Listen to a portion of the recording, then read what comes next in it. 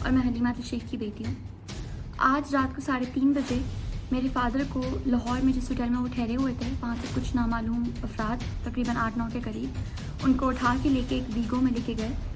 मुझे नहीं पता ये अरेस्ट है या किडनैपिंग है, क्योंकि ना कोई वारंट था, ना हमें पता है वो कहाँ है, ना उनके लॉयर्स को पता है वो कहाँ है, ना उनकी फैमिली को पता है वो कहाँ है।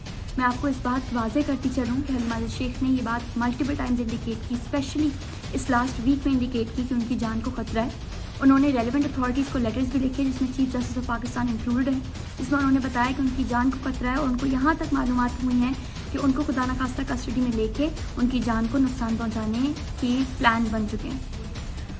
पिछले लास्ट वीक में हमारे घर के, हमारी कॉलोनी के अराउंड पुलिस मोबाइलें, तकरीबन 20-25 पुलिस मोबाइलें स्टेशन थी जो आने जाने वाले लोगों को मॉनिटर कर रही थी, जो हलीमा शेख साहब के वेयरअबाउट्स को मॉनिटर कर रही थी।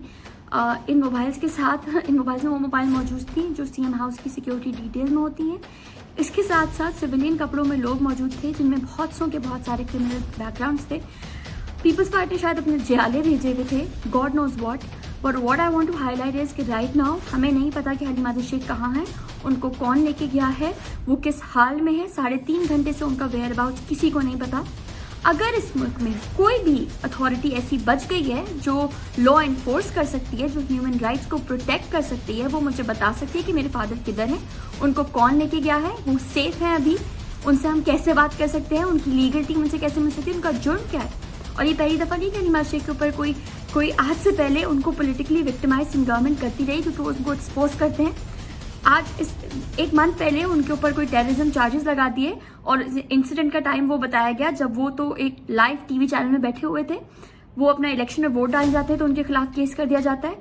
राइट नाउ तो हमें पता भी नहीं है कि वो कहाँ गए हैं, किसने उठाया है, किस रीजन से उठाया है, and where he is right now. So I just want to ask, is there any law, is there anyone who is left to see what's happening in this country?